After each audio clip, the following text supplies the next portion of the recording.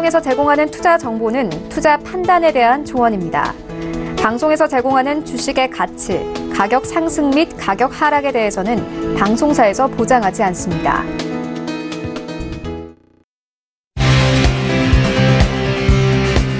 슈퍼스탁 발굴 프로젝트 글로벌 슈퍼스탁의 김민아입니다. 시장이 현재 보여주는 이미지와 실제로 벌어지는 사건들을 잘 구별하는 투자자만이 성공한다. 필립 피셔의 말입니다. 그는 워런 버핏이 존경하는 인물로도 잘 알려져 있는데요. 시장이 좋든 혹은 많이 어렵든 객관적인 시장 분석이 필요하다는 의미입니다. 최근 글로벌 시장이 많이 어렵습니다. 하지만 오늘도 저희 글로벌 슈퍼스탁과 함께 하시면서 시장이 보여주는 신호들을 잘 챙겨가셨으면 좋겠습니다. 저희 방송은요, 서영재TV 홈페이지 그리고 톡스타 홈페이지를 통해서 함께 하실 수가 있습니다. cntv.co.kr, 톡스타.co.kr을 통해서 접속해 보시기 바랍니다. 참고로 본 방송에서 제공하고 있는 정보는 투자 판단에 대한 조언일 뿐 주식의 가치나 수익률을 보장하고 있지 않습니다. 저희 서영재TV는 자본시장법을 준수하여 1:1 투자 상담, 유사주식 행위, 무인가 영업행위, 불법 대여 정보 및 가입권유 등 모든 불법 사항들 엄중하게 금지하고 있습니다. 네, 출발하기 이전에 시장 상황부터 체크합니다.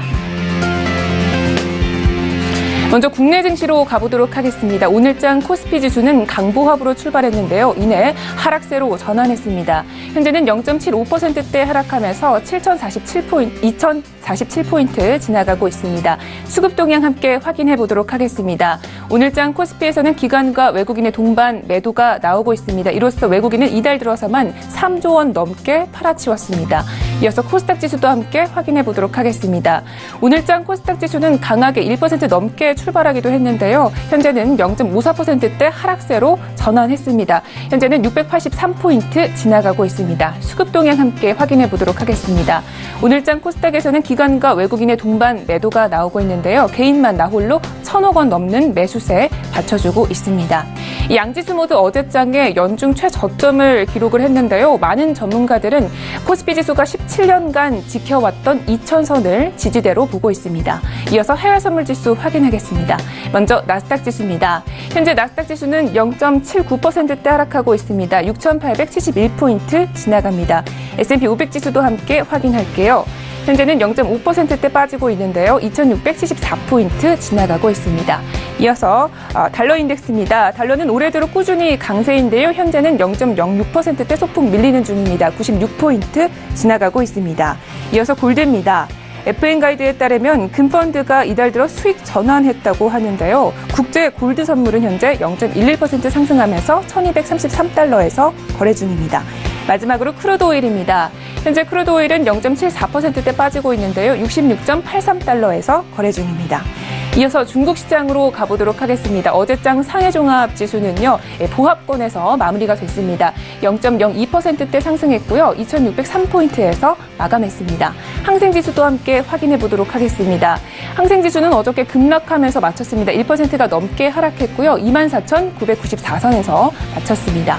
이어서 9시 기준으로 암호화폐 시황 확인해 보도록 하겠습니다.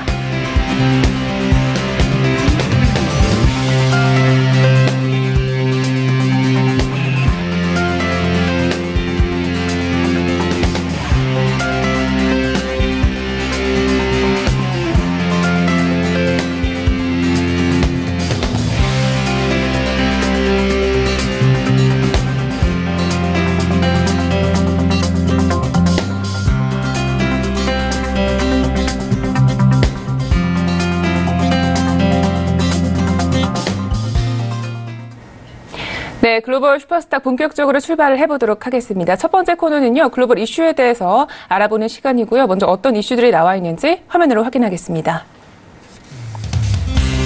첫 번째 글로벌 이슈입니다. 푸틴 러시아 대통령이 미국의 INF 파기 발언과 관련해 입을 열었습니다. 미국이 INF를 파기하고 독자적인 행동을 할 경우 러시아 역시 같은 방법으로 대응하겠다는 건데요. 관련 소식 잠시 후에 자세히 짚어보겠습니다. 두 번째 글로벌 이슈입니다. ECB가 바로 어제 통화정책회의를 열었습니다. 정책 금리는 동결하고 연말 양적 완화 종료 기조 역시 유지하겠다는 입장을 밝혔는데요. 좀 더 자세한 이야기는 윤지 멘토와 함께 이슈 분석을 통해서 나눠보겠습니다. 네, 오늘의 글로벌 이슈에 대해서 조금 더 자세하게 이야기를 나눠보도록 하겠습니다. 오늘은요, 윤지 멘토님과 함께합니다. 인사 나눠볼게요. 네, 멘토님 안녕하세요. 네, 안녕하세요. 네, 반갑습니다. 자, 첫 번째 이슈부터 함께 알아보도록 하겠습니다. 이 푸틴 러시아 대통령이요, 미국의 INF 협정 파기 발언에 대해서 또 답변을 내놨다고 하는데요. 어떤 이야기를 했을까요? 네, 일단 IMF 협정에 대해서 잘 모르시는 분들을 위해서 살짝 풀어드리면 일단 미국과 소련 간의 1987년에 중거리 핵무기 폐기에 대한 관한 조약이다. 이렇게 보시면 될 것 같고요. 미국과 소련이 이제 사거리 500km 그리고 5,500km 중거리 지상 발사형 탄도 순항 미사일 폐기에 대한 관한 협정이다. 이렇게 보시면 될 것 같습니다. 그래서 500에서 5,000km다 보니까 이제 본토에서 서로 양국에 쏘는 그 정도의 거리급은 아니고요. 미국이 유럽에다 설치해서 지금 러시아와 대치하는 그 정도의 거리의 사격 구간이다. 이렇게 보시면 될 것 같습니다. 그래서 일단 트럼프 대통령이 이제 INF 파기 발언을 스타트를 했는데 이거에 대해서 이제 푸틴 대통령이 답변한 상태라고 보시면 될 것 같고요. 똑같이 이제 이국 미사일이 유럽에 배치된다면 한마디로 지금 앞서서 말씀드린 대로 5,500km면은 이제 미국에서 쏘는 게 아니라 유럽에다가 지금 나토 관련국들에 배치할 수 있다. 라는 관계이기 때문에 만약에 유럽 미사일을 유럽에 배치한다면은 지금 러시아 쪽에서도 똑같이 사격에 대한 권한을 가지고 대응할 거다라는 입장으로 보시면 될 것 같습니다. 그래서 그 관점에 따라서 현재 푸틴 대통령이 이날 모스크바에서 주세페 콘테 이탈리아 총리와 정상회담 한 후에 지금 열린 기자회담에서 진행한 내용이고요. 사실 오히려 지금 이탈리아와 정상회담 끝나고 나서는 어떤 이탈리아에 대한 지원책이나 혹은 이탈리아에 대해서 협정 가능성에 의해서 EU에 대한 안정성을 얘기해 줄 줄 알았는데 그게 아니라 반대로 EU에 대한 위험성을 지금 공지를 해버린 격이다라고 보시면 될 것 같습니다. 네. 그러니까 이 힘에는 힘으로 대결을 하겠다 이런 입장인 것 같은데요. 러시아는 어떤 대응 체제를 좀 마련하고 있는 상황인가요? 네, 일단 기자회견에서 미국이 IMF 탈퇴를 하고 나서 미사일 유럽으로 더 많이 추가적으로 옮긴다면 한마디로 나토 방위국들을 지원한다는 거죠. 이럴 경우에는 러시아가 똑같이 대칭적으로 같은 구조를 같이 미사일 대응책을 똑같이 유럽을 향해서 겨냥을 하겠다라는 입장으로 보시면 될 것 같고요. 여기에 더 나아가서 자국 영토에 위험 처하고 있다는 점을 알아야 된다라고 협박을 했는데 한마디로 지금 유럽뿐만 아니라 미국에 대한 직접적인 사격권에도 추가적인 미사일 배치를 들어가겠다는 입장으로 보시면 될 것 같습니다. 지금 기존의 이제 탄도간 유경 미사일 ABM이 이미 파기를 됐고 그다음에 추가적으로 IMF 조약까지 파기를 나온다면은 당연히 지금 핵무기를 가진 양국 입장에서는 최대 대치 상황이 되기 때문에 앞으로 추가적으로 뉴스타트 운동까지도 진행하려던 입장에서 오히려 지금 퇴보하는 입장으로 보실 수가 있겠죠. 뉴스타트 같은 경우에는 추가적으로 새로운 무기가 들어갈 때마다 만들어질 때마다 새 전략 무기에 대한 감축 협정, 한마디로 새 전략 무기를 어떻게 만들더라도 추가적으로 계속해서 생산해내지 않고 추가적인 무기들을 어느 정도 선까지만 상한선을 두고서 만들도록 하는 협정이다. 이렇게 보시면 될 것 같습니다. 그래서 이런 관계에서는 앞으로도 추가적으로 무기를 만들더라도 우리 서로 간에 대치를 하지 말자라는 입장이었는데 오히려 퇴보하면서 과거의 무기까지 꺼내서 대치를 해놓는 입장이라면은 현재 당연히 군비 통제 분야에서 기존의 오일이나 이런 것들을 통해서 어쩔 수 없이 GDP를 만들어 오던 러시아이지만 그래도 지금 분비 분담금을 비중을 높여서 강제로라도 지금 미국과 대치 상황을 만들어 놓겠다. 입장으로 보시면 될 것 같습니다. 물론 이 금액 경쟁에서는 미국의 상대가 안 되지만 지금 러시아 입장에서 퍼센티지를 경제나 다른 정치 파트에 대한 비중을 줄이고 분비 경쟁에 철저하게 퍼센티지를 높일 수 있는 국가인 만큼 미국과 같은 국비는 아니더라도 당연히 미사일적으로는 같은 대치를 해놓을 수 있는 상황이다라고 보시면 되겠습니다. 네, 알겠습니다. 그러면 이 강대국 간의 대치가 과연 시장에는 어떤 영향을 미칠지가 가장 중요할 것 같은데요. 우리 해외 선물 시장에는 어떤 영향을 미치게 될까요? 사실 이런 어떤 대치 상황이 악화된다라는 건 자체는 실질적으로 최근에 들어서 핵무기가 왔다 갔다 하는 시대는 아니기 때문에 이게 당연히 정치적인 문제 그리고 일반 서민들한테 위협적인 전쟁의 문제로까지 번져주기보다는 이걸로 인해서 앞으로 좀 오일이나 혹은 지금 미국과 러시아 간에서 수요 공급 간에 어떤 관계가 이루어질지가 제일 중요한데 최근에 문제되는 게 이란 이슈 이후에 이란의 빈자리, 한마디로 일단 이란이 제재 들어가고 나서 일단 인도와 중국한테 공급 계약을 맺어서 생각보다 공급량이 줄어들지는 않았지만 일단 그래도 산유량 자체가 줄기는 했습니다. 총 산유량 자체는 줄었고요. 근데 이 금액 중에서 지금 미국이랑 러시아, 사우디 셋 중의 산유국들이 어느 국가들을 중심적으로 이 빈 산유량을 채우게 될지 이 부분이 최대 관심사였는데 원래는 지금 미국과 사우디는 추가적으로 증산을 안 할 것으로 전망을 했습니다. 그래서 러시아가 이 빈자리를 좀 채워주지 않을까라는 전망이 있었는데 최근에 사우디가 카슈크지 건 때문에 추가적인 증산을 진행을 했죠. 그래서 사우디는 증산 체제를 들어갔고요. 근데 이것 때문에 문제는 이란과 사우디가 전부 다 하방에 대한 이슈를 내뱉으면서 가격이 폭락을 들어왔습니다. 오일 가격이 최근에 많이 폭락했죠. 그래서 미국 쪽은 오히려 생산 코스트 마진이 많이 떨어졌기 때문에 미국은 생각보다 감산을 하게 될 가능성이 높은 그런 배경으로 보시면 될 것 같습니다. 일단 생산 단가가 맞아야지 세일을 생산하는데 단가가 안 맞아 버리니까요. 미국은 감산 그리고 사우디는 증산 이렇게 되면은 중립적인 산유량이 되기 때문에 러시아가 나머지 추가적인 증산을 해줘야 되는 상태죠.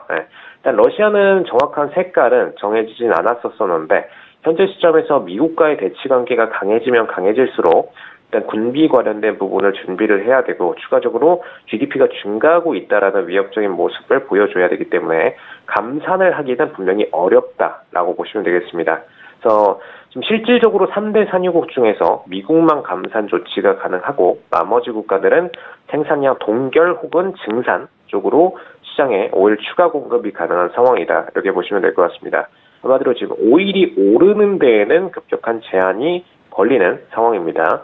그래서 일단 푸틴은 내달 대통령 자체 회의에서 지금 프랑스 파리에서 열리는 제1차 세계대전 종전 100주년 기념행사에서 트럼프랑 만나서 이걸 추가적으로 해결하길 바란다라고 얘기를 했는데 사실 뭐 여기서 어떤 추가적인 문제 해결이 일어나기보다는 지금 현재 트럼프 행보를 볼 때는 일단 위협적인 군사 협정들은 웬만해서는 다 타기를 해놓고 미국이 어떤 갑의 권리를 가지려는 움직임이기 때문에 쉽지는 않을 걸로 보여집니다. 그래서 지금 상태에서는 지금 내달 11일이면 아직 기간이 한참 남아있죠. 현재 상태에서 중간선거까지의 기간 정도로 보시면 될 것 같고요. 이 상황에서는 당연히 지금 이란 제재가 걸린 후이기 때문에 이때까지는 어쩔 수 없이 울기며 겨자 먹기라도 증산을 할 수밖에 없는 혹은 최소한 동결 이상의 정책을 내세울 수밖에 없는 상황이다. 이렇게 보시면 되겠습니다. 네, 알겠습니다. 그러니까 오일 공급에 차질이 생길 수도 있다 이런 말씀까지 들어봤습니다. 자, 이렇게 해서 첫 번째 이슈는 여기까지 분석을 해보고요. 이어서 두 번째 이슈도 함께 이야기를 나눠보도록 하겠습니다. 이 시비 정책과 관련한 이야기인데요. 이 시비가 이번 연말까지 양적 완화를 종료하는 것을 기조 유지하기로 했다는 건가요? 네, 일단 정책 금리는 동결을 들어갔고요. 그다음에 연말에 테이퍼링, 즉 양적 완화 종료 기조에 대해서는 그대로 정책적인 부분 유지를 하겠다라는 입장으로 보시면 될 것 같습니다. 일단 유럽 중앙은행 ECB 측에서 25일 금리 인상 그리고 자산 매입 프로그램에 대한 기조를 유지했다 이렇게 평가를 내렸는데 일단 금리는 최근 들어서 뭐 올리려는 생각은 없었고요. 이번에 좀 직접적으로 언급이 된 부분이 하나가 있다면은 내년도 상반기까지는 금리를 유지하겠다라는 코멘트가 추가적으로 달렸죠. 그래서 이걸 보신다면은 금리를 일단 올릴 계획이 있기는 있으나 내년 상반기까지는 그대로 동결을 하고 그 이후에 올릴 계획이 발생될 수 있겠구나라는 거를 예측을 해보실 수가 있습니다. 추가적으로 지금 현행금리 0%대 유지 그리고 예금금리, 대출금리 역시 각각 지금 0.40%, 0.25% 동결 들어갔는데요. 현재 상태는 지금 마이너스 금리입니다.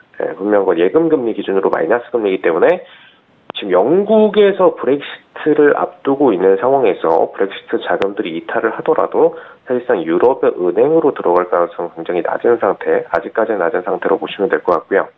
다만 일단 테이퍼링에 대해서는 그대로 지금 들어가려는 움직임이기 때문에 사실 12월에 테이퍼링이 진행 가능할까라는 퀘스천 마크가 많이 던져지고 있는데 그래도 일단 ECB 측에서는 그대로 유지하겠다라는 정책이기 때문에 지금 상태에서 유로 가치가 폭락하는 것을 일시적으로 좀 막아줄 수는 있겠다라고 보시면 되겠습니다. 그래서 지금 ECB 측에서는 순자산 매입 150억 규모 유로 규모의 지금 순자산 매입 규모를 그대로 12월까지는 유지를 하다가 양적 완화 정책 종료를 하면 그때 갑자기 일시적으로 올스톱, 한마디로 규모를 점점 낮춰가는 게 아니라 그대로 유지를 하다가 12월 시점에서 올스톱을 시키겠다라는 관점으로 보시면 되겠고요. 이 관점이 제시된다는 거는 지금 현재 유로가 하락되고 있었는데 하락되던 추세를 굳이 강하게 꺾여서 올릴 필요는 없고 일단 지켜보다가 추후에 12월에 충분히 여건이 마련되면 그때 가서 정책을 급터닝할 수도 있다. 갑자기 양적 완화 정책 기조를 조금 더 유지를 한다던가 혹은 양적 완화 정책 취소를 기존에 진행하던 양적 완화 정책에 대한 종료를 갑자기 내리는 것도 충분히 가능한 여건, 이 두 가지 상황을 다 마련해 놓고선 카드를 A안 B안 놓고선 기다리다가 12월 시점에 경제 상황에 맞춰서 이 카드 중 하나를 꺼내겠다, 이런 입장으로 보시면 될 것 같습니다. 그래서 여기서 유출을 하실 수 있는 게 지금 ECB 측에서도 22월에 대한 전망을 굉장히 보수적으로 보고 있습니다. 생각보다 잘 흘러갈 거라고는 보고 있지 않다라고 보시면 될 것 같고요.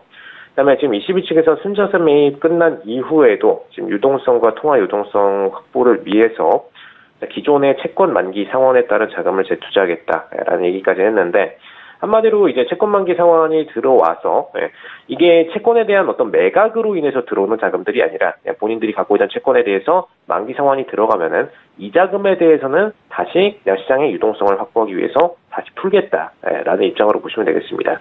그럼 이 안은 철저하게 채권에 대한 재투자이기 때문에 이탈리아 쪽으로 흘러갈 가능성이 상당히 있겠죠. 굳이 채권에 대해서 재투자하겠다는 의견을 내놓을 필요는 없습니다만 선진국들이 본인들의 채권 투자를 바라지 않습니다. 굳이 애써서.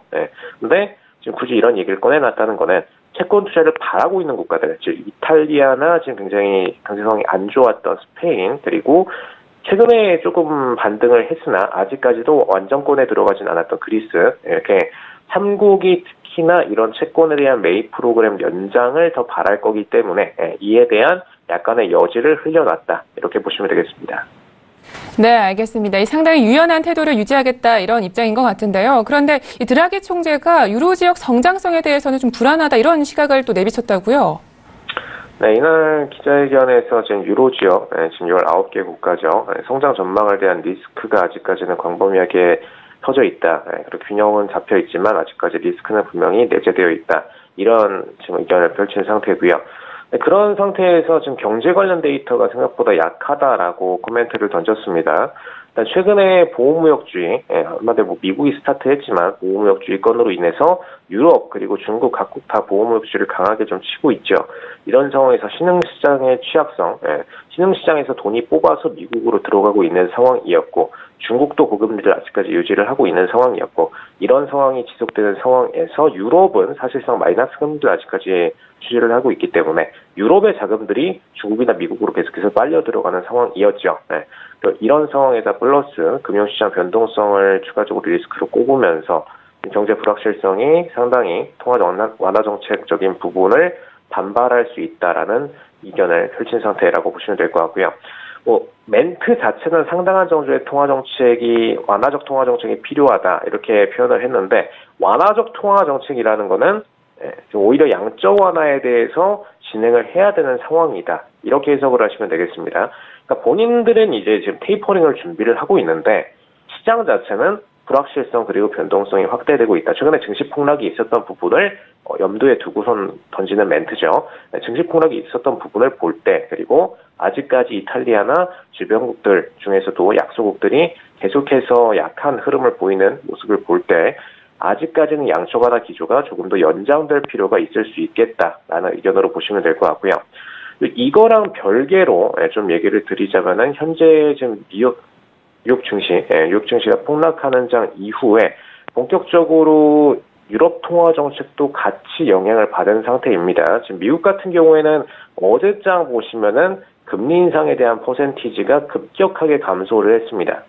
금리 인상 가능성에 대한 퍼센티지죠. 12월 25bp, 즉 0.25% 상승에 대한 예측치가 66%까지 떨어졌어요.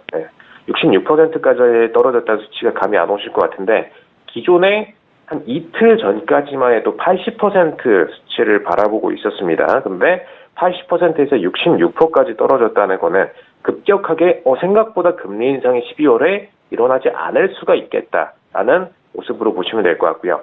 이는 일단 파월 의장에 대한 공격적인 평가도 증가하는 부분이 있지만 시장 자체가 경제 상승으로 보기에는 어려운 국면이 될 수 있겠다라는 관점에 따라서 급격하게 터닝하는 정책이라고 보시면 되겠습니다.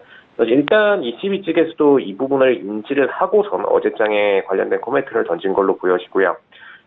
퍼센티지가 떨어진 만큼 다른 국가들이 한 국가도 빠짐없이 다 긴축이 아니라 오히려 양적 완화 내지는 동결의 형태로 가고 있는데 지금 ECB만 독단적으로 4분기에 테이퍼링을 진행을 하면서 양적 완화 축소 긴축 쪽으로 플랜을 잡아갈 수가 있겠다라는 부분을 굉장히 불안하게 생각하는 입장으로 보시면 될 것 같습니다. 그래서 이에 따라서 추가적으로 통화 정책이 나오더라도 오히려 ECB 입장은 굉장히 독단적인 통화 정책이 될 수가 있겠다. 이런 입장으로 보시면 될 것 같고요. 이에 따라서 유로 트레이딩을 하시는 분들께서는 현재 상황에서 통화 정책 완화 축소에 대한 부분이 약해질 수 있는 만큼 유로의 매수 트레이딩을 하실 때는 굉장히 조심하셔야 된다라는 부분 짚어드리도록 하겠습니다. 네, 알겠습니다. 자, 이렇게 해서 글로벌 이슈는 여기까지 진단을 해보도록 하겠습니다. 저희 윤진 멘토님은요, 이따가 코인 코너에서 다시 한번 뵙도록 하겠습니다. 멘토님, 말씀 고맙습니다. 네, 감사합니다.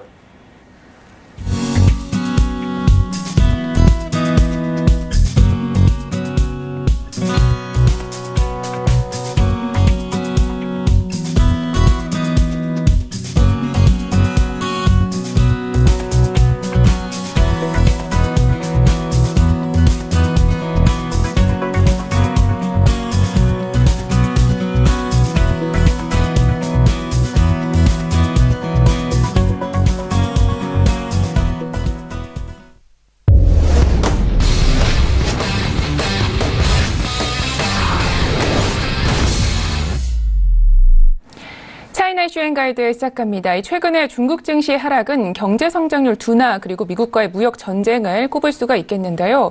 아직까지도 미국과의 무역 전쟁은 조금 더 갈등이 빚어나가고 있는 상황인 것 같습니다. 오늘의 이슈 통해서 확인해 보겠습니다.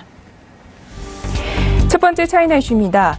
뉴욕타임즈가 중국 정부의 트럼프 미국 대통령 개인 스마트폰 도청설에 대해 전격 보도하고 나섰습니다. 중국은 왜 트럼프 대통령의 개인 스마트폰을 도청했고 이에 따른 미국 내 반응은 어떤지 살펴보는 시간을 마련했습니다. 두 번째 차이나 이슈입니다. 중국의 대표적인 온라인 유통업체 징종의 편의점 사업이 좌초 위기를 맞고 있다고 하는데요.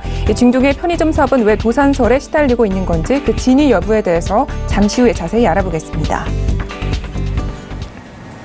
네, 오늘의 이슈에 대해서 조금 더 자세하게 이야기를 나눠보도록 하겠습니다. 오늘은요, 김정철 본부장님과 함께합니다. 인사 나눠볼게요. 네, 안녕하세요. 네, 안녕하십니까. 네, 반갑습니다. 자, 이슈 분석하기에 앞서서 먼저 마감장 시황에 대해서 먼저 알아보도록 하겠습니다. 일단 항생지수가 1% 넘게 급락했다고 하는데요. 네, 일단 어떻게든 2,600을 지키기 위한 정말 처절한 투쟁이 지금 계속되고 있습니다. 지금 상해조업 같은 경우는 사실 2,600을 내주면 안 된다라는 그런 상당히 그런 강박관념이 좀 있는 것 같아요. 근데 중요한 건 2,600에 이제 사수 성공했는데 이게 사수에 성공한 건지 이게 아니면 오늘 이제 바로 밀리면 2,600 깨지는 거거든요. 그래서 이게 언제까지 이렇게 계속 하루하루 버티기가 계속 가능할지 이건 좀 지켜봐야 될 것 같은데 일단은 금융주들 중국 증시에는 금융주들이 상당히 많은 비중을 차지하는데 중국 증시에서 금융주들이 상당히 많이 올라주면서 지수 많이 끌어올렸습니다. 사실 당중에 어제 당중에 무려 2.4%나 폭락을 했습니다. 중국 증시가. 근데 그때부터 막 별의별 이제 증시 비상책 쏟아져 나오기 시작하면서 다시 다 올렸어요. 올렸는데 지금 올리기 위해서 지금 안간힘을 쓰고 있습니다. 근데 지금 선전 성분지수는 좀 하락을 했고요. 창업한 지수도 하락을 했는데 상해 종합만큼은 어떻게든 지키겠다. 약간 그런 모습인 것 같아요. 제가 봤을 때는. 그래서 이제 금융 쪽 섹터가 2.4%로 좀 급등을 했고요.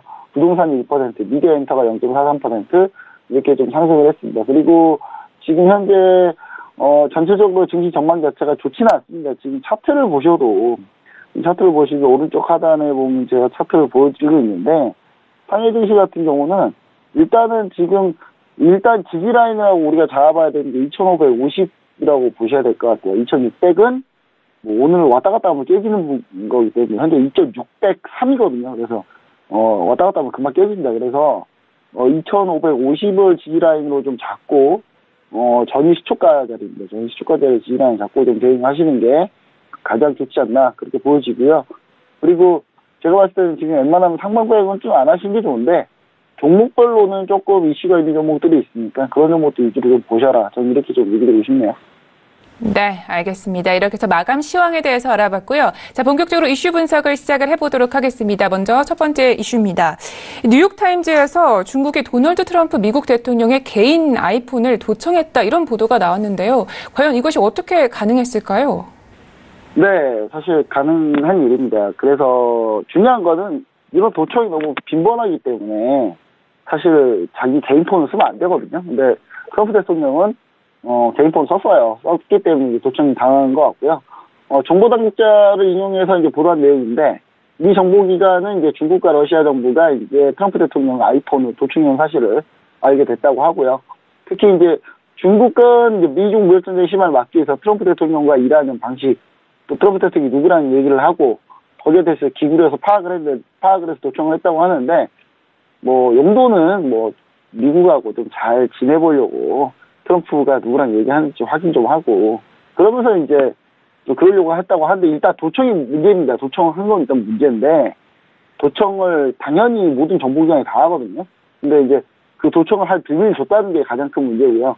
그다음에 중국 같은 경우는 이제 세계 최대 사모펀드 블랙스톤의 이제 스티븐 슈워츠먼 CEO하고 라스베가스 카지노 건물이죠. 스티브 와인하고 이제 이런 사람들까지도 이제 많이 도청을 했던 그런 정황이 좀 포착이 됐습니다. 그래서 정확히 보면 이제 도청이라기보다는 트럼프 대통령이 신뢰하는 사람들 중에 중국 정부의 입장을 대변해줄 사람이 어디 없나 뭐 이런 거 추려봤다고 할 수 있겠어요. 근데 중요한 사실이 우리가 확인해봐야 될 사실은 뭐냐면 트럼프 대통령이 이제 트럼프 대통령에 관한 이제 미국에서 책이 하나 나왔었죠. 피어라고 공포라는 책이 있었는데 트럼프 대통령이 그렇게 일을 이렇게 꼼꼼하게 하시는 스타일이 아닌가 봐요. 예. 트럼프 대통령이 그 집무실에 보면은 이제 그 의제, 아젠다 같은 게 이제 항상 있고 그 아젠다에 대해서 얘기를 하는데 그 아젠다가 책상에만 없으면, 예, 그 아젠다를 잊어버리신다고 합니다. 그래서, 정말 문제 있긴 한데, 일단은 제가 봤을 때는 그런 식으로 좀, 저 주변의 측근이나 뭐 이런 사람이 조금만 좋은 얘기 해주면 금방 골로 쏠린다고 하니까요. 제가 봤을 때는 이런 부분들을 중국 정부가 좀 노리지 않았었나 그렇게 좀 생각이 됩니다. 네. 이 중국 정부는 계속해서 미국의 지도자들에게 비공식 네트워크로 영향력을 행사를 하고 있는데요. 그래도 이 미국은 상당히 충격이 클 것 같습니다. 현재 반응이 좀 어떤가요? 네, 일단 미국에서 반응은 일단 트럼프 대통령이 이제 보안 우려가 있었기 때문에 원래 미국의 대통령이나 주요 정책 결정자들이나 뭐 이런 사람들은 개인폰 사용을 금지시키고 있어요. 근데 이제 이번에 이제 트럼프 대통령이 대통령 딱 되자마자 이제 자기는 개인폰 쓰겠다고 했습니다. 그래가지고 이번에 이제 중국 이제 정보당국에서 이제 이 얘기가 나오니까 트럼프 대통령은 나는 정부용 전화만 썼다라고 하면서 이제 보도를 부인했는데 이걸 믿는 사람 아무도 없다는 겁니다. 이걸 믿는 사람 아무도 없고 미국 내 심지어 언론 그 영상 화면에도 자기 개인폰 쓰다가 잡힌 적이 한두 번이 아니에요. 근데 이제 미국 내 언론들은 이런 안보 위협에 대해서 책임은 대통령이 있다 이러면서 이제 비판을 하고 있고요. 참모진이 개인 휴대폰 사진하지 말라고 이제 조언을 했는데 트럼프 대통령이 끝내 거부를 했고요. 공무용 휴대폰은 30일마다 이제 교체를 하거든요, 보통. 그러면서 감청을 최대한 피하기 위해서. 근데 트럼프가 불편하다 그러면서 이제 이걸 지키지 않았던 거죠. 그래서 통화 감청은 원래 항상 얘기드리지만 세계 주요 정보기관들이 다들 하는 겁니다. 일상적으로 해요. 예, 그냥 뭐 우리나라 국정원도 할 수도 있어요. 근데 우리나라 국정원은 이상한 데 영향을 좀 집중해가지고 모르겠습니다. 이런 거 잘 할지는 모르겠는데 모든 정보기관들이 다 합니다. 하는데 제가 봤을 때는 이거를 이제 한 걸 알면서 이제 어느 정도 대응 방안이 있어야 되는데 그 대응 방안을 좀 지키지 않았다는 거고 시진핑 주석이나 푸틴 러시아 대통령은 이제 개인 휴대폰을 사용하지 않습니다. 근데 그리고 오바마 전 이제 대통령도 사실 통화를 하진 않고요. 블랙베리를 쓰는 걸로 유명하셨죠. 근데 이제 이메일만 주고받았던 그런 전력이 있습니다. 현재 이제 트럼프 참모들은 휴대폰으로 이제 국가기밀을 얘기하지 않기만을 정말 바라고 있는 게 뭐냐면 기도하고 있답니다. 트럼프 대통령이 제발 개인 통화로는 국가 기밀을 얘기 안 했으면 좋겠다. 이런 심정으로 살아간다고 해요. 근데 이제 뭐 트럼프 대통령이 이번에 이제 이 부분이 또 이제 중간선거의 하나의 또 악재가 되어버린 그런 상황입니다. 그러면서 이번에 또 중국에 대한 감정이 더 안 좋아지지 않았을까. 뭐 이런 생각을 해볼 수 있겠습니다. 네, 이 미국의 대통령이 불편하다는 이유로 개인의 핸드폰을 사용한다는 것이 좀 다소 놀라운 사실인 것 같습니다. 자, 계속해서 두 번째 이슈도 함께 이야기를 나눠보도록 하겠습니다. 이 중국의 대표적인 온라인 유통업체죠. 징둥이 편의점 업계에 최근 진출을 했는데요. 얼마 전에 이 편의점 도산설이 계속해서 나오고 있습니다. 어떻게 된 일인가요? 네, 사실 중국이 이 편의점이 이제 마지막 남은 유통의 블루오션이다. 이렇게 지금 얘기가 막 나오고 있거든요. 이제 우리나라 생각해보시면 아시겠죠. 우리나라도 최근에 이제 편의점들이 쭉 이제 성장을 하면서 1인 가구까지 이면서요. 이제 성장을 했는데, 그럼 중국이 한 우리나라보다 5년에서 10년 정도 느리니까 지금쯤 편의점이 세팅되고 있는 단계가 아닌가 라고 생각을 할 수 있겠죠. 맞습니다. 딱 이게 지금 편의점들이 막 번성하고 있거든요. 이제 그리고 편의점에서 이제 처음에는 성장기, 그 다음에 수익성을 막 수익성을 뽑아올리는 그 단계가 이제 한 4, 5년 뒤에 펼쳐질 그런 시장인데, 지금 중국 언론에서는 최대 중국 커뮤니티 온라인에서 내용을 그대로 보도했는데, 중국 삼둥성 에타이 화차오 신청이라는 이제 이쪽에 있는 편의점들 시작으로 중국 편의점들이 하나둘씩 자체를 감추고 있다. 이렇게 보도를 했습니다. 근데 처음엔 단순한 루머인 줄 알았는데, 23일날 이거를 가지고 좀 심층적으로 취재를 했나봐요. 과기일보라는 중국 언론사에서. 과기일보 보도에 의하면 징둥의 이제 오프라인 편의점 개설 전략이 부재해서, 그러니까 징둥 편의점이 문을 닫고 있다고 하는데, 이 징둥 같은 경우는 여기에 이제 적극적으로 해명을 하고 있는데, 이제 중요한 거는 이제 징둥의 해명과 가맹점들의 얘기가 좀 다르다는 거죠. 징둥의 가맹점들은 이제 돌아간 혜택이 없다. 우리가 실질적으로 돌아간 혜택이 없어서 우리는 굳이 징둥의 편의점을 할 이유가 없다. 이렇게 지금 이제 나오고 있거든요. 근데 장구이바오라는 이제 B2B 주문 플랫폼, 제가 예전에 한번 징둥 소개할 때 한번 해드렸었어요. 이 B2B 플랫폼이 징둥이 이렇게 만들어 놓고 있다라는 거. 근데 현재 그때 이제 얘기 들으면서 기대를 많이 가져보면 좋겠다라고 저도 얘기했는데 이게 잘 안 되는 것 같습니다. 이 B2B 플랫폼이 현재 가격이 제대로 명시되어 있지 않고 비가맹점마저도 이용하니까 가맹점의 이유가 전혀 없는 거죠. 그래서 이제 그런 부분 때문에 이제 잘 이루어지지 않고 있어서 현재 징둥이 유통 쪽에서 알리바바를 따라잡기 위한 전략으로 편의점을 야심차게 오프라인 전략으로 징둥의 첫 오프라인 전략이거든요. 이제 알리바바는 오프라인 매장이 있는데 이제 첫 오프라인 전략인데 이 오프라인 전략이 좀 지금 잘 되고 있지 않은 그런 모습을 좀 보여주고 있습니다. 네. 그런데 중국의 주요 다른 유통업체들도 현재 편의점 업계로 눈을 돌리고 있다고 하는데요. 이 중국의 편의점 업계 현황은 좀 어떻습니까? 네, 현재 중국 편의점 업계 현황을 우리가 한번 보도록 했는데, 중국 편의점 업계는 사실 특별한 강자가 아직 없다. 이렇게 보시면 좋을 것 같습니다. 글로벌 편의점 세븐일레븐이 이제 들어오긴 했었어요. 들어오긴 했고 로손도 들어오긴 했는데, 중요한 거는 이제 지역 집중형입니다. 그러니까 상하이 지방을 가면 상하이 지방, 뭐 북경, 그다음 사천 이쪽으로 지역 중심의 편의점들이 많이 있거든요. 그러니까 지역 브랜드죠, 대부분이. 그래서 이제 이런 지역 브랜드들이 대부분인데, 중국 역시 이제 1인 가구가 막 시작된 상황으로 이제 앞으로 편의점 업계 규모가 커질 것으로 전망을 하는데, 이제 또한 이제 중국의 3선, 4선 도시, 그러니까 1선, 2선 도시는 우리가 흔히 하는 베이징, 상하이 뭐 이런 데 있고요. 3선, 4선은 이제 약간 개발이 덜 된 도시들인데, 이쪽 지역으로 이제 편의점들 빠르게 증가하고 있습니다. 그래서 도시 지역들 이제 지역 발전을 위해서 연계된 문제로 중국 정부가 이 편의점을 적극적으로 키우려고 좀 하고 있어요. 근데 이제 이 편의점이 중요한 건 이 편의점을 하면서 인력을 좀 뽑고 이제 실업률을 좀 해결하고 뭐 이런 방법으로 생각하고 있는데, 중국이 약간 이상한 방향으로 편의점이 지금 접근되고 있는데, 지금 중국 같은 경우는 무인 편의점, 무인 AI 편의점이 빠르게 증가하고 있습니다. 작년에 이제 문을 열었던 젠24라는 무인 편의점이 대표적인데, 이제 중요한 거는 이런 무인 AI 편의점이 오작동이 좀 많습니다. 그래서 현재 지금 오작동 때문에 현재 이 과도기적 단계를 거치고 있는데, 그래서 중국 정부도 이거 가지고 뭐 이렇게 인력, 일자리 해결하고 이러려고 했더니, 갑자기 무인으로 편의점으로 유행이 돼버리니까, 중국도 상당히 당혹해하고 있고요. 중국 역시 이제 2018년에 매주 1000개 매장에 오픈을 하겠다라고 하면서 야심차게 중국의 모든 편의점 시장을 딱 석권하겠다면서 도전을 했는데, 이게 이제 중국 정부가, 너네 그럼, AI 편의점 하지 마. 해가지고 중국 정부가 적극적으로 도와줬었거든요. 농촌 지역 경제를 좀 살려보자 해가지고. 근데 지금 현재 45개, 1000개는커녕 45개 오픈했는데, 이 중에 실제로 운영되는 건 한 20개밖에 없는 그런 상황입니다. 그래서 뭔가 편의점에 약간 과도기적인 지금 시기를 거치고 있어서 이 부분에서 과연 누가 패권을 잡느냐. 지금 전국 단위의 그 편의점, 중국 전국 단위의 편의점의 브랜드는 현재 없기 때문에 과연 여기서 누가 선점하느냐가 상당히 중요하지 않을까. 이러면서 이 선점한 이 편의점 쪽 편의점 브랜드가 나중에 중국 유통망을 좀 잡을 수 있는, 우리 지금 현재 상황을 보시면 아시겠죠. 5년 전, 5년에서 한 10년 전에 중국이 편의점이 이제 막 들어오기 시작한다고 생각을 하면 지금 세팅이 얼마나 중요한지 여러분들이 좀 잘 아실 거라고 좀 판단이 됩니다. 네, 알겠습니다. 자, 이렇게 해서 차이나 쇼잉가이드 이슈 분석은 여기까지 이야기 들어보도록 하겠습니다.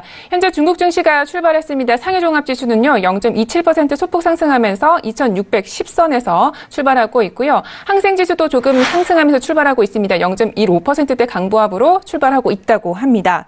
우리 멘토님의 말씀대로 2610선을 유지하고 있는 상황입니다. 오늘장 그렇다면 저희가 좀 눈여겨볼 만한 종목이 있을까요? 네.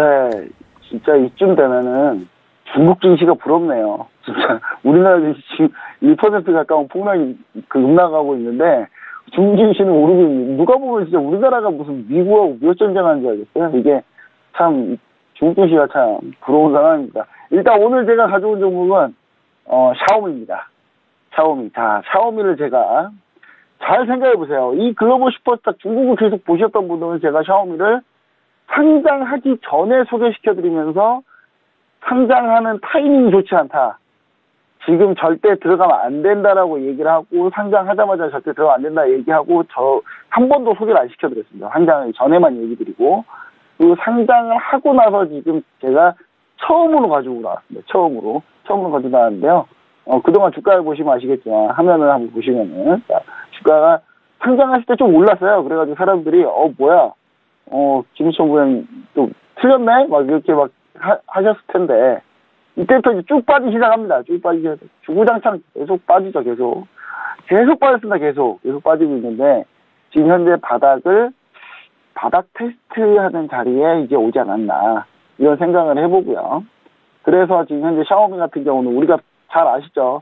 스마트폰 만드는 회사고, 스마트폰, 그러니까, 플랫폼까지도 같이 가지고 있는 그런 회사입니다. 근데 이제 최근 신제품 출시 기대감이 증가를 하면서 주가가 어느 정도 좀 하방을 지지하고 있다, 이렇게 보시면 좋을 것 같고, 중국 내 점유율 회복은 이제 사실상 불가능합니다. 화웨이, 오포, 비보한테 완전히 밀려가지고 사실 중국 내에서는 샤오미의 강점인 이 상당히 저가에 대한 이 메리트가 아예 없어요. 오포, 비보 다 싸니까 어차피. 그래서 이제 다른 지역에 적극적으로 진출했는데 현재 중국은 이제 제지가 두고 인도 시장에서 지금 3분기 1위로 등극을 했습니다. 지금 인도 시장에서 지금 삼성전자하고 치열하게 지금 1, 2 싸움하고 있는데 올해 1분기가 샤오미가 1위를 했고요. 올해 2분기 삼성전자가 1위를 했어요. 근데 올해 3분기 지금 샤오미가 다시 1위를 탈환했는데 지금 정말 치열하거든요. 거의 인도에서는 이 샤오미하고 삼성전자의 싸움 점입가격이라고 하면서 지금 상당히 좀 흥미롭게 지켜보고 있는데, 지금 샤오미 주력인 포코폰이 3, 40만 원대, 우리나라 돈으로 쌉니다. 싸긴 싸죠. 싸긴 싸는데, 도대체 우리가 쓰고 있는 스마트폰은 얼마에 맞을 낙인다는 건가요? 이런 생각도 가끔 해보고요. 주가는 이제 저점을 다지고 있는 상황인데, 매수가가 12 홍콩달러를 매수가로 좀 봐주시고 좋을 것 같고요. 지금 보시면은, 간단합니다. 지금 보시면은, 그렇게 나쁘지 않은 그 가격대를 잡을 수 있어요. 지금 보시면 이 12 홍콩달러. 지금 현재 조금만 더 밀리면은 이제 매수가 지금 할 수 있겠고요. 손절가는 10.10으로 잡아주시고요. 10.10으로 잡아주시고, 1차목표가는 13.600 홍콩달러, 13.600 이 라인입니다. 갭으로 밀렸는데 갭 다시 메꾼다는 전제하에 여기서 저항받을 거라 생각하고 있고요. 2차 목표가는 이제 요 라인이죠, 요 라인. 15.700 라인으로 우리가 잡아주시면은, 상당히 좀 샤오미를, 위험 부담 없이. 처음에 제 말 안 듣고 처음에 들어가시 지금 다 고생하고 있습니다. 그냥 제 말 잘 들어주시고, 제 전략대로 해주시면은, 그렇게 크게 위험이 없다라는 거 다시 한번 얘기 드립니다. 네, 알겠습니다. 이 차트상으로 바닥을 다져가고 있는 구간이다. 이렇게 판단을 해주셨습니다. 오늘의 기업은 샤오미였습니다. 이렇게 해서 차이나 쇼행 가이드는 여기까지 이야기 듣도록 하겠습니다. 멘토님 오늘도 말씀 고맙습니다. 네, 감사합니다.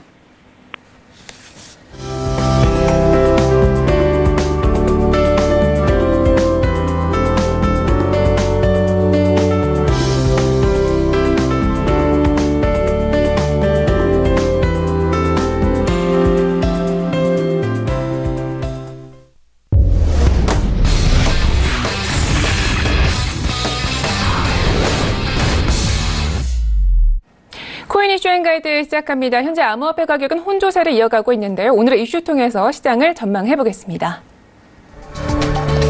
첫 번째 코인 이슈입니다. 대표적 스테이블 코인이죠. 테더가 무려 5억 개의 코인을 소각했습니다. 이에 대한 영향으로 암호화폐 시장은 하락 국면에 빠졌는데요. 테더가 다른 코인들의 시세에는 어떤 영향을 미치는지 잠시 후에 알아보겠습니다. 두 번째 코인 이슈입니다. 일본의 거대 금융그룹 SBI가 암호화폐 지갑 개발에 나섭니다. SBI는 왜 암호화폐 지갑 개발에 관심을 보이게 된 것인지 그 이유와 향후 전망에 대해서 살펴보는 시간을 마련했습니다. 네, 코인 이슈 가이드 시작해보도록 하겠습니다. 윤진 대표님과 함께하고요. 네, 다시 한번 불러보겠습니다. 네, 윤진 대표님. 네, 안녕하세요. 네, 반갑습니다. 자, 먼저 첫 번째 이슈부터 출발해보도록 하겠습니다. 현재 스테이블 코인 테더가 스스로 코인을 소각했다고 하는데 어떻게 진행이 된 건가요? 지금 달러 1대1로 환전된 스테이블 코인 테더가 전일 대비 0.2% 내린 지금 0.98달러, 생각보다 그렇게 많이 떨어져 있지는 않죠. 이 정도를 기록한 상태였는데 지금 시가총액 8위권에 머물고 있고요. 지금 공식 홈페이지를 통해서 재단 지갑 안에 들어있던 테더, 지금 5억 개, 하나로 약 5,690억 원 정도라고 보시면 되겠습니다. 이거를 전부 다 지금 소각하고선 현재 지금 4억 4,600만 개 정도의 테더만 남겨놨다. 이렇게 보시면 될 것 같습니다. 지금 실질적으로 최근에 이제 거래소 측에서 지금 파산 위기가 나오면서 테더를 보유하고 있던 거래소 측에서 지금 이 테더에 대한 파산 이후에 절차가 굉장히 투매 물량이 나올 것이다에 대한 관점에 따라 테더가 폭락세를 한번 크게 맞았었는데 이것 때문에 스테이블 코인인 테더가 어떻게 폭락세를 맞을 수가 있는가에 대해서 많이 퀘스천 마크들이 던져졌었죠. 1대1 달러 투자 상품으로 여겨졌었던 만큼 달러를 그냥 1대1로 환전하는 그런 코인이었습니다. 그렇기 때문에 코인 1달러당 테더 매수가 들어올 때마다 테더를 하나씩 생성하는 그런 개념으로 보실 수가 있었고요. 이에 따라서 당연히 스테이블 코인의 가치를 유지해줘야 되는 테더는 현재 본인들의 통화 가치를 유지하기 위해서 본인들의 자산 자체를 소각시키고 나서 테더를 지금 일부 절반 이하로만 남겨뒀다 이렇게 보시면 되겠습니다. 근데 지금 일단 발생 가능한 추가 리스크 상황에 대비해서 지금 4억 개에서 지금 플러스로 6,600개, 그래서 총 4억 6,600개의 규모의 테더를 지갑에 예비 보관할 것이다라고 덧붙였는데 지금 일단 백서를 통해서는 코인 발행과 소각에 대한 내용을 추가적으로 담아놨고요. 다만 좀 우려되는 부분이 이번에 소각한 양이 5억 개인데 남은 양이 지금 4억 4,600만 개밖에 안 됩니다. 한마디로 앞으로 추가적으로 이런 사태가 한번 또 발생을 한다면은 지금 소각을 통해서 상승시킬 수 있는 테더의 가치가 굉장히 제한적이죠. 소각시킬 물량 자체가 없습니다. 이제 거의. 그렇기 때문에 지금 상태에서 만약에 한 번 더 테더의 문제가 발생을 한다면은 다음번은 테더한테 굉장히 치명적인 문제가 될 수가 있겠다. 이런 관점으로 보시면 될 것 같습니다. 네, 그렇군요. 그런데 이 테더의 소각이 다른 코인들의 하락에도 연관이 있을까요? 네, 일단 현재 테더가 다른 거래소들 안에서 기준화폐처럼 자리를 잡고 있습니다. 우리나라 거래소를 거래하시던 분들은 잘 모르시겠지만 원화로 입금을 우리나라는 하고 나서 그다음에 코인에 대해서 매수를 바로 들어가죠. 근데 외국 거래소들 같은 경우에는 글로벌화를 위해서 각국의 통화로 다 입금을 받을 수는 없기 때문에 각국에서 통화 자체를 테더로 먼저 구매를 한 다음에 테더를 입금하는 형태로 진행을 하고 있습니다. 그렇기 때문에 사실상 테더의 시세 변동이 일어난다면은 암호화폐 자체 가격의 변동이 된다. 이렇게 보셔도 될 것 같습니다. 일단 상대 통화이기 때문에 테더가 상승을 하면 타 화폐들은 하락하고요. 테더가 하락을 하면은 타화폐들은 상승세를 탄다. 이렇게 보시면 될 것 같습니다. 일단 이 관점에 따라서 통화 상대적 환율에 따라 테더 최근에 폭락장을 보였던 만큼 암호화폐도 반짝 상승세를 잠깐 보였었는데 이후에 다시 테더가 본인들의 통화 가치를 회복을 하면서 암호화폐가 전반적으로 하락세를 받았던 부분이다. 이렇게 해석을 하시면 될 것 같습니다. 그런데 최근에 테더가 밀린 후에요. 다른 스테이블 코인들이 자리를 잡고 있는데요. 앞으로의 전망에 대해서 어떻게 보시나요? 일단 스테이블 코인의 대표 주자였죠. 테더는. 스테이블 코인 대표 주자였던 테더 자체가 시가총액 8위였었기 때문에 이 상태에서 위상이 흔들리는 와중에 최근에 거물 윙클보스의 형제가 암호화폐 거래소 제미니 하에서 발행한 스테이블 코인 제미니 달러를 계속해서 세를 넓혀가고 있는 상태입니다. 일단 윙클보스는 SS를 통해서 최근에 지금 25개 암호화폐 거래소가 제미니 달러를 상장을 했다라고 밝혔고요. 그리고 제미니 달러는 지난번에 이제 뉴욕주 금융서비스국 NYDFS 쪽에서 발행 공식 승인 받았었기 때문에 사실 다른 스테이블 코인들에 비해서 뉴욕의 금융서비스국의 발행을 뚫었다라면은 일단 금융권에서의 진출 가능성 범위가 제일 넓어진 상황으로 보시면 됩니다. 사실 추가적으로 스테이블 코인들이 외국에서 발행되더라도 뉴욕주에서 이 금융서비스국의 발행을 승인받기는 굉장히 어렵습니다. 그렇기 때문에 제1금융강국인 미국의 금융서비스로서 발전할 수는 없기 때문에 다른 국가들에 있어서도 역시나 성장 가능성이 굉장히 낮은 코인들로 분류가 돼버리죠. 근데 제미니 달러 같은 경우에는 이쪽에서 발행 공식 승인을 받은 만큼 추후 막힐 국가가 거의 없습니다. 중국 외에는 막힐 국가가 거의 없고요. 사실상 나머지 거래소들을 성장시키는 거는 그냥 시간 문제라고 보시면 될 것 같습니다. 현재 테더가 일단 한번 소각을 통해서 본인들의 자산 가치를 회복을 시켰지만 이건 그냥 거의 응급조치에 해당한다라고 보셔도 될 것 같고요. 사실 5,600억 원이라면 작은 금액도 아닌데 이 어마어마한 금액을 소각을 시켰다면은 거의 지금 일대적인 본인들의 그냥 도박 행위 정도로 보셔도 될 것 같습니다. 기업을 살리기 위한 일대의 도박이었다라는 관점으로 보시면 될 것 같고요. 현재 상태에서는 일단 4억 개를 좀 넘는 지금 4억 중반대 정도의 코인 개수만 남아있는 만큼 다음번에 5억 개를 추가적으로 소각할 물량 자체가 없습니다. 물론 이제 테더 같은 경우는 추가 발행이 가능한 상품이지만 추가 발행을 하려면은 그만큼의 달러를 입금해야 돼요. 한마디로 본인들의 생돈을 입금해야 됩니다. 그런 관점으로 보자면은 테더가 본인들의 시가총액을 유지하기 위해서 생돈을 투입을 한다? 이건 굉장히 딜레마적인 상황이죠. 본인들이 기업 가치를 살리기 위해서 생돈을 투입하는 상황은 치명적으로 재무에 마이너스를 끼칠 수 있기 때문에 가능성이 굉장히 낮습니다. 그렇기 때문에 앞으로는 이 스테이블 코인의 가치를 강하게 유지해 줄 수 있는 코인들 중심으로 편성이 될 거고요. 제미니 달러 같은 경우에는 나스닥이 모회사기 때문에 그런 자산 규모적인 부분에 있어서 충분히 추가적으로 스테이블 코인의 지위를 잃어서 나중에 테더처럼 소각을 시키는 상태가 되더라도 모회사에서 공급할 물량은 얼마든지 있다라는 관점에서 제미니 달러에 대한 지지는 굉장히 강한 상태라고 보시면 되겠고, 추가적으로 최근에 서클이 발행이 되고 있죠. 서클 같은 경우에도 마찬가지로 굉장히 강한 지지를 받는다. 일단 구글 쪽에서 투자를 한 만큼 자금적인 규모에서도 문제가 없는 기업이다라고 보시면 될 것 같습니다. 네, 알겠습니다. 자, 두 번째 이슈도 함께 자세하게 살펴보도록 하겠습니다. SBI그룹이면 국내에도 대부업계에 진출해 있는 대기업인데요. 최근에 암호화폐 지갑을 개발한다고 하는데 특별히 지갑을 개발하는 이유가 있을까요? 일단 암호화폐 지갑 개발에 나섰는데 최근에 지금 SBI그룹 같은 경우는 국내에서도 이제 대부 상품 쪽에 출시가 되어 있는 기업이기 때문에 굉장히 인지도는 있는 기업입니다. 근데 최근에 움직임을 보시면은 굳이 이제 대부업 파트나 이제 은행권 파트에서도 영향력이 넓은데 이 중에서도 사실 시가총액 규모가 작은 암호화폐 쪽으로 투입할 이유가 없었습니다만 최근에 암호화폐 거래소를 보유를 하고 있습니다. SBI 같은 경우에는. 그래서 암호화폐에 대한 사이버 공격이 지속적으로 손해가 발생하는 상황에서 추가적으로 리스크 보완 차원, 그리고 SBI는 절대로 손실보는 투자는 하지 않습니다. 그렇기 때문에 SBI 자체에서 지갑 원래 개발을 했을 경우에 추가적으로 사업적인 소득이 많을 것이다 라는 관점에서 최근에 규제당국 규제에 맞춰서 추가적인 플랫폼을 설계를 한다라고 보시면 될 것 같습니다. 알겠습니다. 자, 이렇게 해서 코인 이슈는 여기까지 이야기를 들어보도록 하겠습니다. 멘토님, 오늘도 말씀 모두 고맙습니다. 네, 감사합니다. 네, 오늘 오후 9시 30분쯤에는요, 이 미국의 3분기 GDP 예비치가 발표된다고 하니까요, 관련 이슈 꼭 챙겨가시기 바랍니다.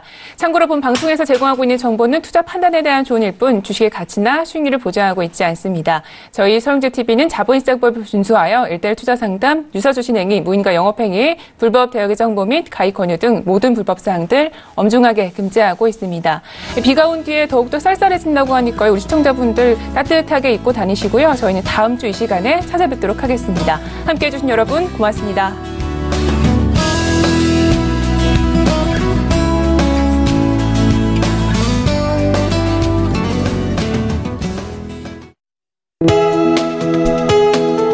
본 방송에서 제공하는 투자 정보는 투자 판단에 대한 조언입니다.